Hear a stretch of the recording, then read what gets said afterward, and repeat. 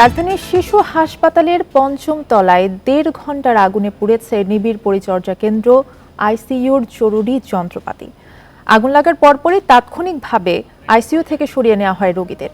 Fire সার্ভিসের ধারণা AC বিস্ফোরণ থেকে আগুনের সূত্রপাত।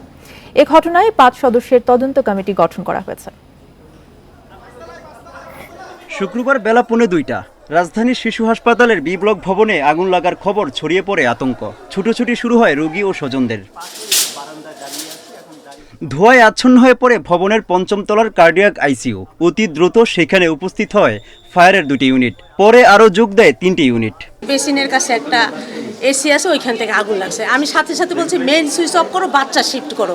ওরা ওটাই করছে, সাথে সাথে মেইন সুইচ অফ করে বাচ্চা সব শিফট করে ফেলছে। ওই ইউনিটে আটকা পড়া রোগীদের উদ্ধার করে আনা হয়। 1 ঘন্টা 20 মিনিটের প্রচেষ্টায় নিয়ন্ত্রণে আসে আগুন। ফায়ার সার্ভিসের ধারণা এসি বিস্ফোরণ থেকেই আগুনের সূত্রপাত। এই ভিতরে এসি ছিল, আইসিইউতে এসি থেকে হতে পারে, তবে এই বিষয়টা আরও তদন্তের প্রয়োজন আছে। তদন্ত সাপেক্ষে আমরা পরবর্তী অ্যাকচুয়াল কারণটা বলতে পারবো। সংশ্লিষ্টরা জানায় ওই ইউনিটে 7 জন রোগী ছিলেন। তাদেরকে দ্রুত উদ্ধার করে হৃদরোগ ইনস্টিটিউটে স্থানান্তর করা হয়। পঞ্চম তলায় ছিলেন 174 জন রোগী। সবাইকে সুস্থ অবস্থায় উদ্ধার করা হয়। 7 জন পেশেন্ট ছিল। আমাদের চিকিৎসক সহ অন্যান্য যারা কাজে ছিলেন তারা হঠাৎ করে একটু ধোঁয়া দেখেই কিন্তু সব রোগীকে বের করে নিয়ে আসা হয়েছে, এবং এই রোগীগুলিকে যেহেতু কার্ডিয়াক আইসিইউ সেহেতু আমরা এগুলি এনআইসি ভিত্তিতে জাতীয় হৃদরোগে আমরা ট্রান্সফার করেছি এবং সেখানে সব রোগী ভালো আছে। আমাদের ইলেকট্রিক্যাল ইঞ্জিনিয়ার ডিপার্টমেন্ট তারা যদি মানে সমস্ত কিছু চেক আপ করার পরে যদি বলে যে না এখন আমাদের একটা ওয়ার্ড আমরা চালু করব, আমরা নিচতলা থেকে শুরু করব, তারপরে যেই ওয়ার্ডটা ক্ষতিগ্রস্ত হয়েছে সেই ওয়ার্ডটাকে আমরা আপাতত স্থগিত রাখবো, বাকিগুলো চালু করার চেষ্টা করব যদি তারা আমাদেরকে এই স্বীকৃতি দেয়। হাসপাতালের এই পরিচালক আরও জানান, যত দ্রুত সম্ভব এই ইউনিটকে সচল করার চেষ্টা করছেন তারা। Mohammad Omar Faruk, independent news, Dhaka. এ বিষয়ে বিস্তারিত জানাতে রাজধানীর শিশু হাসপাতাল থেকে আমাদের সঙ্গে আছেন সহকর্মী আদিলুর রহমান। আদিলুর, আগুনের এই ঘটনায় রোগীদের কি কি দুর্ভোগ পোহাতে হচ্ছে এবং কি পরিমাণ ক্ষয়ক্ষতি সেখানে হয়েছে কি জানতে পেরেছেন?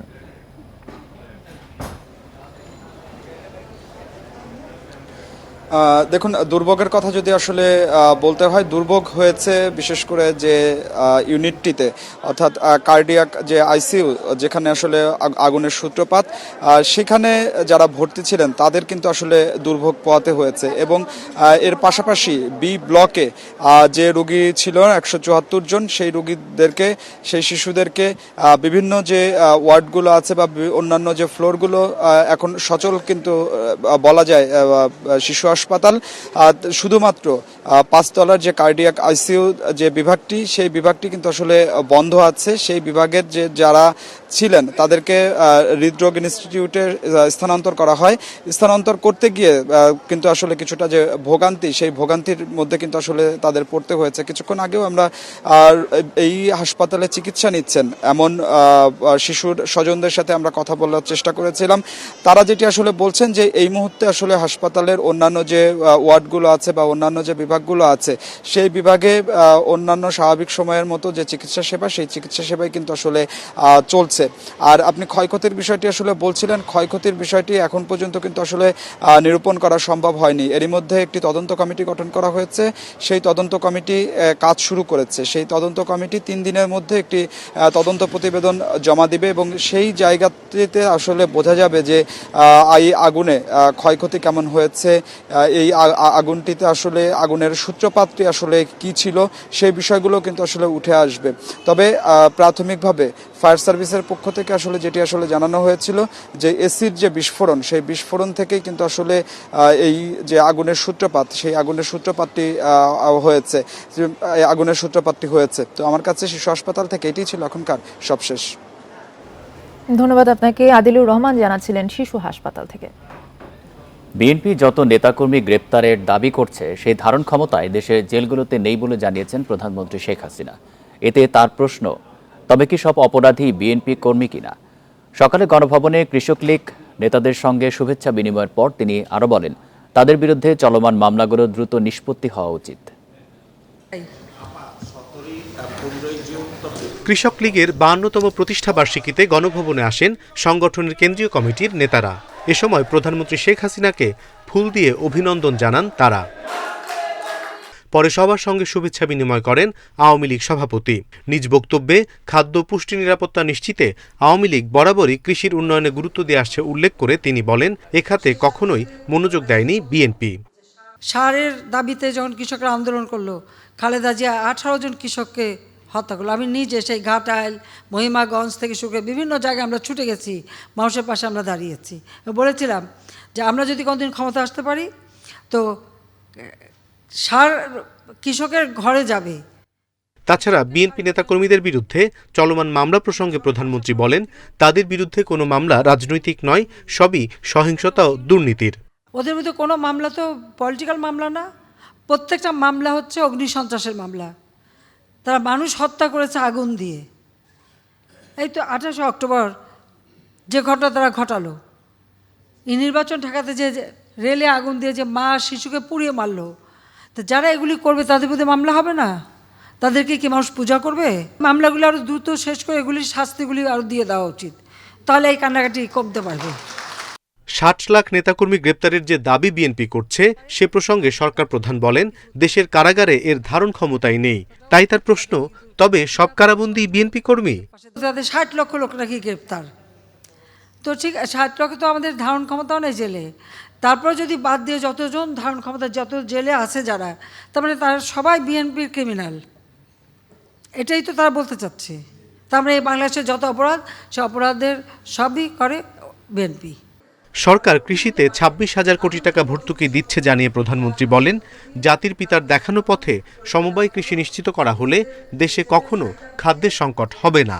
উৎপাদিত ফসলের একটা অংশ মালিকরা পাবে, যে শ্রম দেবে আমার কিষানি তারা পাবে একটা অংশ। অনিমেষ কর, ইন্ডিপেন্ডেন্ট নিউজ, ঢাকা। চলে গেলেন দেশের প্রথম জাতীয় পতাকার নকশাকার শিব নারায়ণ দাস। সকালে বঙ্গবন্ধু শেখ মুজিব মেডিকেলে মৃত্যু হয় তার। সর্বস্তরে শ্রদ্ধা নিবেদনের জন্য কেন্দ্রীয় শহীদ মিনারে মরদেহ রাখা হবে কাল সকাল 10টায়, পরে নেওয়া হবে কুমিল্লায়। মৃত্যুর আগে দেহ দান করে গেছেন এই বীর মুক্তিযোদ্ধা। লাল সবুজের মাঝে বাংলাদেশের মানচিত্র, বাঙালির স্বাধিকার আন্দোলনের প্রতীক। 1971 সালের 2রা মার্চ প্রথম উড়েছিল এই পতাকা, আর এর নকশাকার শিবনারায়ণ দাস। 1970 সালের 6 জুন ঢাকা বিশ্ববিদ্যালয়ের সার্জেন্ট জহুরুল হক হলে পতাকাটি নকশা করেন তিনি। পরে এ পতাকা হাতে 71-এর রণাঙ্গনে যুদ্ধ করেছে বাঙালি। শিবনারায়ণ দাসের জন্ম কুমিল্লায়। 71-এ তার বাবা সতীশচন্দ্র দাসকে হত্যা করে পাকিস্তানি সেনারা। শিবনারায়ণ রাজনীতিতে আসেন ভাষাসৈনিক ধীরেন্দ্রনাথ দত্তের হাত ধরে। ছিলেন 62 শিক্ষা আন্দোলনে, অংশ নিয়েছেন মুক্তিযুদ্ধে। পতাকা তৈরি করবার ইতিহাস আছে, সেই ইতিহাসের সঙ্গে তিনি যুক্ত ছিলেন। এরকম করে অনেক কিছুর সঙ্গেই যুক্ত ছিলেন শিবনারায়ণ দাস। সুতরাং আজকে আমরা এটাই আহ্বান জানাবো যে সবাই জানুন শিবনারায়ণ দাসকে। সেদিন উনি কুমিল্লার থেকে ঢাকায় ছিলেন এবং সার্জেন্ট জহুরুল হক হলে রব ভাই, সার্জেন্ট সিরাজ ভাই, কাজী আরিফ আহমেদ ভাই, মার্শাল মনি, এই 4 জন যখন জাতীয় পতাকার সিদ্ধান্তটা চূড়ান্ত করে, তো সেটা একটা বড় কাগজে, পোস্টার কাগজে উনি এঁকে দিয়েছিলেন আর কি। শ্বাসকষ্ট নিয়ে 1 এপ্রিল সমরিতা হাসপাতালে ভর্তি হন তিনি। অবস্থার অবনতি হলে আনা হয় বঙ্গবন্ধু শেখ মুজিব মেডিকেলে।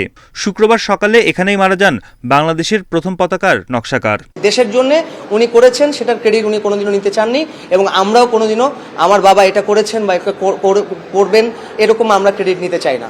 লাল ফারুকের বাসা থেকে ওই যে তার ভাইয়ের বিয়ে গেছে, সোনালী রঙের টিপ দেয় না বিয়ে, ওই সোনালী রঙটা দিয়ে কোন আঙ্গুল দিয়ে ম্যাপটা আঁকছে। তার একটা পার্সোনাল ডায়েরি ছিল, ওইটার থেকে আমি অনেক কিছু জানছি। শিবনারায়ণ দাস চোখদান করেছেন সন্ধানীতে, আর দেহদান করেছেন বঙ্গবন্ধু শেখ মুজিব মেডিকেল বিশ্ববিদ্যালয়কে। সর্বস্তরের শ্রদ্ধা জানাতে শনিবার কেন্দ্রীয় শহীদ মিনারে রাখা হবে তার মরদেহ। বন ইবনে Kamal, independent news, Dhaka.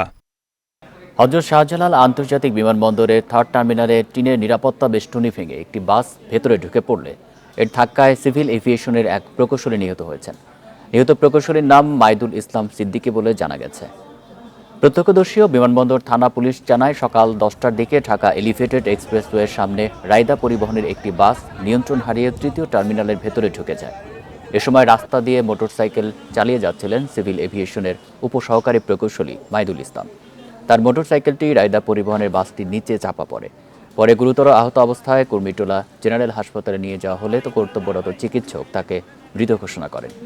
Police জানিয়েছে ময়নাতদন্তের জন্য তার মরদেহ ঢাকা মেডিকেল কলেজ হাসপাতালের মর্গে পাঠানো হয়েছে।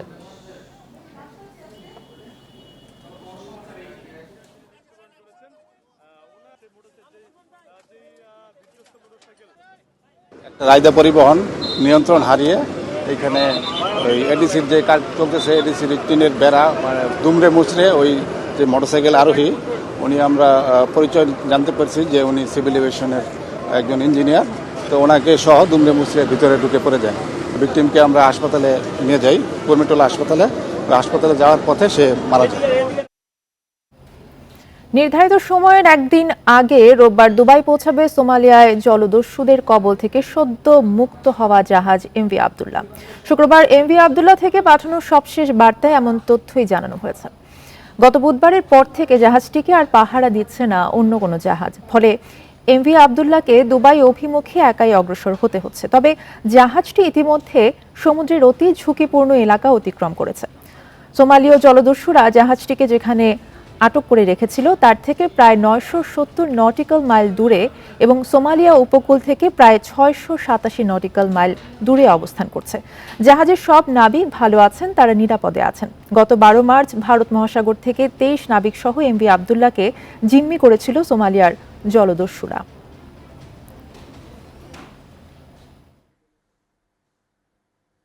আমাদের জাহাজ আব্দুল্লাহ সর্বশেষ গতিপথ। জাহাজটি আজ মিডনাইটে ওমান টিএসএস এ প্রবেশ করবে এবং এরপর ইনশাল্লাহ সবকিছু ঠিক থাকলে 21 তারিখ দুপুর নাগাদ আমাদের গন্তব্যস্থল দুবাইয়ের হামরিয়া পোর্টের অ্যাঙ্কারেজে পৌঁছাবো ইনশাল্লাহ। সরবরাহ বাড়লেও রাজধানী বাজারে সপ্তাহের ব্যবধানে কেজিতে পেঁয়াজের দাম 5 টাকা বেড়ে বিক্রি হচ্ছে 60 থেকে 65 টাকায়। সংশ্লিষ্টরা এর জন্য সিন্ডিকেটের কারসাজিকে দুষছেন। আগের বাড়তি দামে বিক্রি হচ্ছে আলু প্রতি কেজি 50 থেকে 52 টাকায়।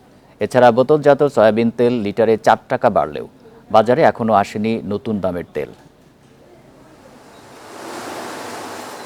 গত বৃহস্পতিবার থেকে লিটারে 4 টাকা বাড়িয়ে বোতলজাত সয়াবিন তেলের দাম নির্ধারণ করা হয় 167 টাকা। তবে রাজধানীর বাজারে এখনও দেখা যায়নি এর প্রভাব। নতুন মাল আসলে তখন বাড়তি রেট কীভাবে আসে ওটার উপরে আমরা বেচাকেনা করতে হবে, কিন্তু এখন আমরা আগের দামে বিক্রি করছি। কালকে শনিবার রবিবার ভিতরে চলে আসবে। এদিকে তেলের দাম বাড়ানোতে হতাশ ভোক্তারা বলছেন এমনিতেই বাজার চড়া, তার উপর এই মূল্য বৃদ্ধিতে সংসারের খরচ আরেক দফা বাড়বে। কালকে মনে হয় আবার বাড়াবে, কেন তারা তো এই মাল তো আগের মাল আনা। আমার মনে হয় দাম বেড়ে যাবে আরো তাদের বাজারে। এই অবস্থা আমাদের অবস্থা খুবই খারাপ। এদিকে পাইকারি বাজারে পেঁয়াজ বিক্রি হচ্ছে কেজিতে 60 থেকে 65 টাকা, আলু 50 থেকে 52 টাকা এবং ডিম বিক্রি হচ্ছে ডজনে 120 টাকায়। তবে দাম আরও বাড়তি খুচরা বাজারগুলোতে। কালকে পেঁয়াজ 60 টাকা বিক্রি করছি, আজকে 58 টাকায় কিনে আনছি, 65 টাকা বিক্রি করি একটা, 60 টাকা একটা বিক্রি করি। বর্তমানে যে গরমের অবস্থা একটু কেতা কম, খাওয়াটা একটু কমছে সম্ভবত, যার কারণে ডিমের দামটা একটু কম। এখন 120 টাকা লাল ডিমের ডজন। এদিকে পণ্যের বাড়তি দামে সিন্ডিকেটের কারসাজি ও অনিয়মকে দায়ী করছেন ভোক্তারা। সরকার তো সবসময় নজরদারি থাকতেই হবে, সরকারি নজরদারি না থাকলে তো মনে করেন যে চলবে না। ভোগান্তিটা আমরা গরিব মানুষ, আমরা টাকাটা জোগাড় করতে আমাদের অনেক কষ্ট হয়। ক্রেতাদের দাবি পণ্য সরবরাহে সরকারের কড়া নজরদারির দরকার, এতে দামও স্বাভাবিক থাকবে বলে আশা তাদের। Amirul Islam, independent news, Dhaka. রাজশাহীতে ট্রাক চাপায় 2 মোটরসাইকেলের 3 আরোহী নিহত হয়েছেন, আহত হয়েছেন আরও 2 জন। বিকেলে পবা উপজেলার মুরাদিপুর এলাকায় এই দুর্ঘটনা ঘটে। পুলিশ জানায় মুরাদিপুর এলাকায় বালুবাহী একটি ডাম্প ট্রাক 2টি মোটরসাইকেলে থাকা 5 আরোহীকে চাপা দেয়। এতে ঘটনাস্থলেই 2 জনের মৃত্যু হয়। পরে আহত 3 জনকে উদ্ধার করে হাসপাতালে নিয়ে যাওয়া হলে মারা যান আরও 1 জন। ট্রাকটিকেও শনাক্ত করার কাজ চলছে বলে জানিয়েছে পুলিশ। এ ঘটনায় আইনগত ব্যবস্থা গ্রহণ শেষে মরদেহ পরিবারের কাছে হস্তান্তর করা হবে।